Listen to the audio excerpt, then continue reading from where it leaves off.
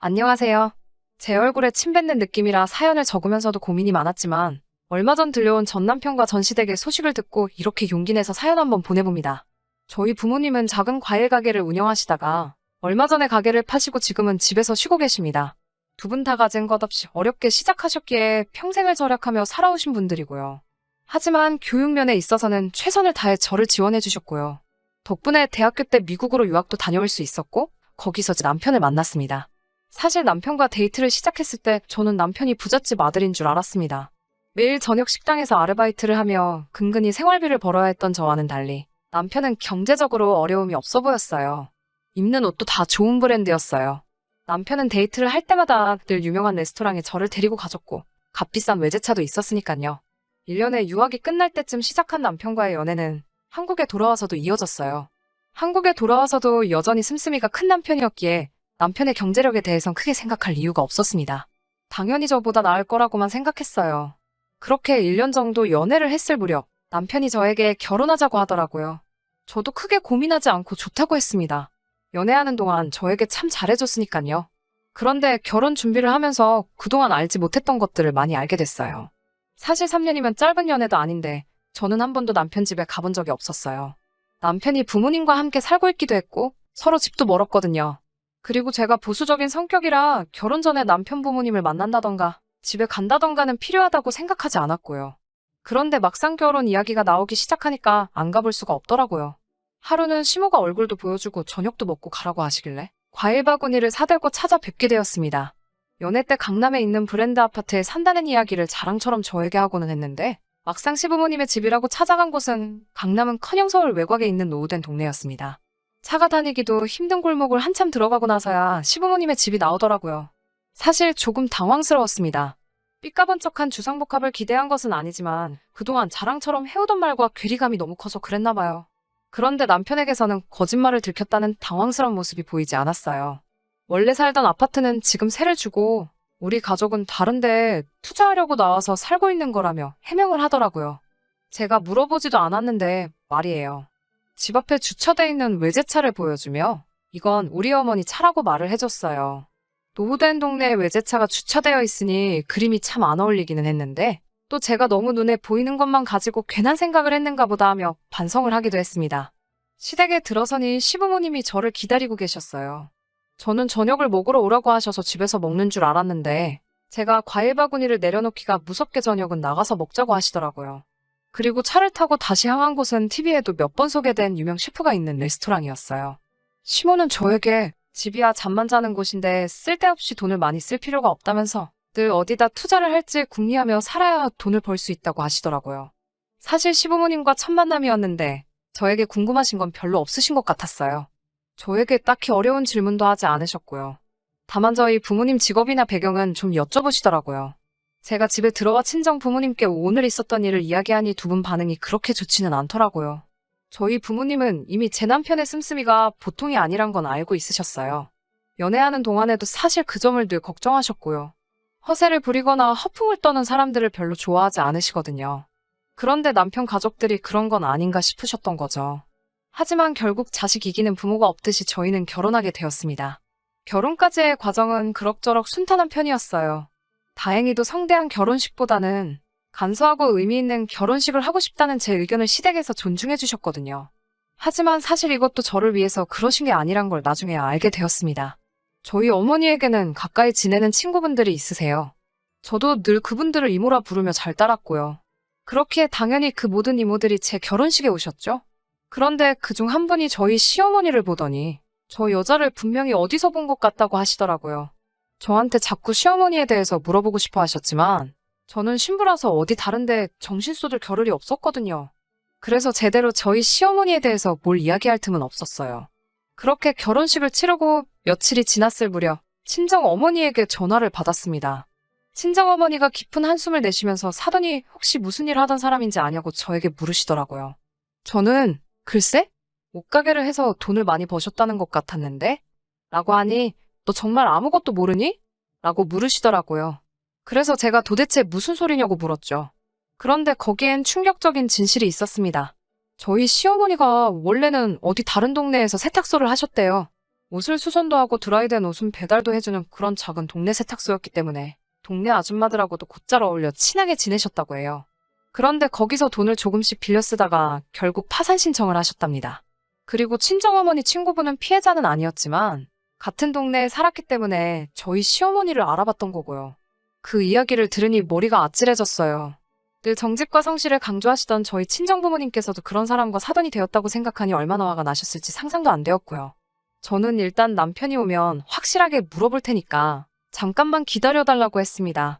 그리고 그날 밤 남편이 퇴근하고 돌아왔을 때 남편에게 친정어머니께 들었던 이야기를 털어놓으며 조심스레 물었습니다. 남편은 뭐 돈 문제야 어른들 사이에서 늘 있는 거 아니겠냐며 대수롭지 않게 여기더라고요.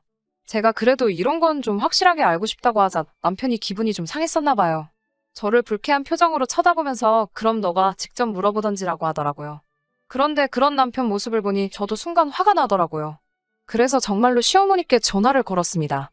그리고는 이런 이야기를 들었는데 진짠지 가짠지만 말해달라고 했어요. 시어머니는 조금도 불편한 기색 없이 남편과 비슷한 반응을 보였어요. 사람들이 살다 보면 돈 때문에 이런저런 이야기도 나오고 오해도 생기고 하는 거고 이건 자신의 개인적인 일이니까 며느리인 제가 왈가왈부할 일이 아니라고요. 너네한테 피해갈 일 없게 할 테니까 쓸데없는 걱정하지 말고 너네들 앞가림이나 잘 하라고 하시더군요. 저도 그 말에 뭐라고 반박하기가 어렵더라고요. 결국 남편한테도 한 소리를 들었습니다. 우리가 어머니 개인사까지 뭐라고 할 게 아니지 않느냐. 지금은 아무런 문제 없이 잘 살고 있고 나도 그런 속사정을 알고 있기 때문에 어머니하고는 경제적으로 엮일 마음이 없다. 자기는 자식된 도리만 할 뿐 금전적인 부분에서는 엄연히 별개다. 우리들 앞으로가 중요한 건데 어머니 과거 일 때문에 이혼하는 것도 말이 안 되지 않냐. 뭐 이런 말들이요. 듣고 나니 틀린 말도 아니고 실제로 시어머니의 과거 때문에 제가 직접적으로 피해본 게 없으니 시어머니의 과거사는 그냥 그렇게 지나가게 되었습니다. 남편의 사탕 발림에 넘어갔다는 사실도 인지하지 못한 채 그렇게 얼마 전 정말 제대로 사건이 터졌습니다. 저희는 결혼할 때 전세로 신축 빌라를 구해서 들어왔어요. 솔직히 연애 때 남편이 부자인 줄 알았기 때문에 결혼하기로 했을 때도 막연히 집에 대해서는 별 문제가 없을 줄 알았어요. 그런데 막상 시댁 사는 걸 보니 시댁에서 집을 해주실 수 있을 것 같지는 않더라고요. 하지만 다행히도 저는 모아둔 돈이 좀 있었기 때문에 제 돈하고 저희 어머니 앞으로 받은 대출로 일단 빌라 전세를 들어갈 수 있었어요. 시부모님은 대신 본인들이 가구랑 전자제품은 다 해주시겠다고 하셨지만 받지 않았습니다. 시댁의 상황을 100% 신뢰할 수 없어서 금전적으로 어떤 상황이든 엮이고 싶지 않았어요. 그렇게 저희의 본격적인 결혼 생활은 시작되었고 남편의 말처럼 이 사건이 터지기 전까지 결혼 생활을 이어오면서 시댁과 그 어떤 마찰도 금전적인 관계 또한 단 한 번도 없었습니다. 그리고 전세 만기일이 다가올 무렵이었어요. 오른 집값을 감당할 수 없었기에 일단 저는 한 번 더 재계약을 하고 싶었고요. 다행히 저희 부부를 좋게 봐준 집주인도 연장해도 괜찮다고 했기에 아무런 걱정도 하지 않았습니다. 그런데 재계약을 며칠 앞둔 어느 날 시어머니에게서 전화가 왔어요. 그러더니 너네 전세보증금을 급하게 써야겠다고 하는 거예요. 그래서 제가 그럼 저희는 어디 가서 사냐고 하자. 일단 시댁으로 들어오라고 하시네요.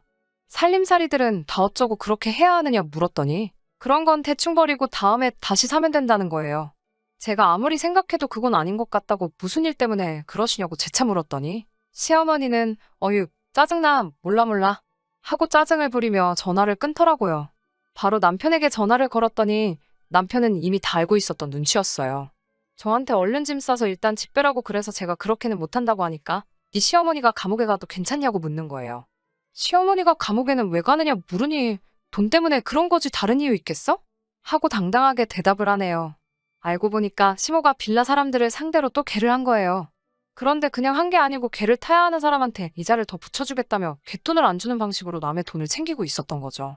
그러다 동네 사람들끼리 이야기가 나오면서 한두 명이 당한 게 아니란 걸 알게 된 거고요. 단체로 고소를 하니 합의를 해야 하는데 돈이 없으니까 저희 전세금을 달라고 하는 거였어요. 저는 그 이야기를 알고 나니 더욱 시모도 남편도 이해할 수가 없더라고요. 그래서 아무리 생각해봐도 전세금은 드릴 수 없으니 어떻게든 알아서 해결하시라고 했어요. 강남에 아파트도 가지고 계시지 않느냐 하니 그 집은 가만히 냅둬도 오르는 걸 어떻게 정리하겠냐 하시더군요. 그러면 시어머니는 금부치도 많으시고 차도 있으시지 않냐 그런 것부터 정리하셔서 갚으시라고요. 그러자 시모가 그런 건 자기 사업에 필요한 물건들이라고 표현하시더라고요.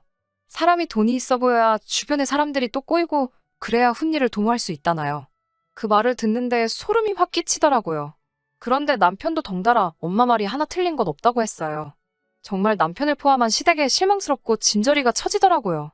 남편은 계속 시모에게 며칠만 참으면 계약 만기니까 전세금 받아다 줄게라며 시모를 달래고 있고요. 시아버지는 아무 말도 안 하고 가만히 자리만 지키고 있고요.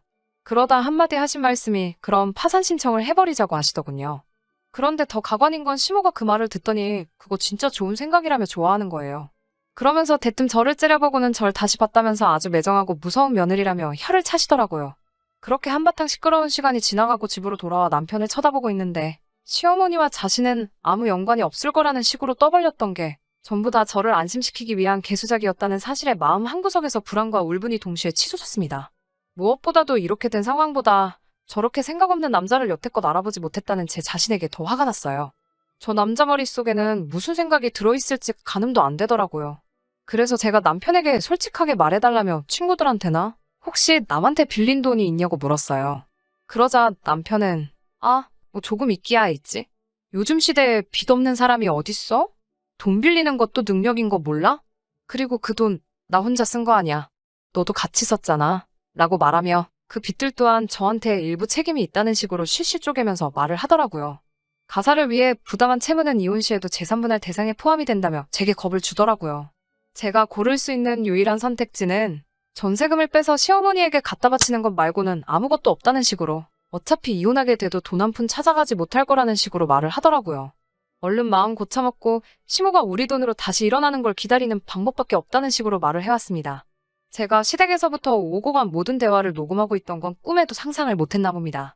그동안의 자잘한 사건들을 제가 별 의심 없이 넘겼더니 저를 아주 바보로 알았나 봐요.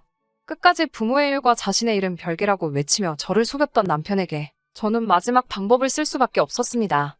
증거들이 워낙에 많았기 때문에 법원은 저의 편을 들어주었습니다. 전세보증금은 결혼 전 형성된 저의 재산으로 인정받아 고스란히 가져올 수 있었고 오히려 남편에게서 위자료까지 받게 되었습니다. 시댁에서 말하던 세를 주고 있다는 강남의 아파트는 존재하지도 않는다는 사실을 재판 후에 알게 되었습니다. 이미 파산 신청했다는 이력 때문에 조금만 생각했어도 알 수 있던 사실을 눈치채지 못했다는 게 제가 생각해도 어이가 없네요.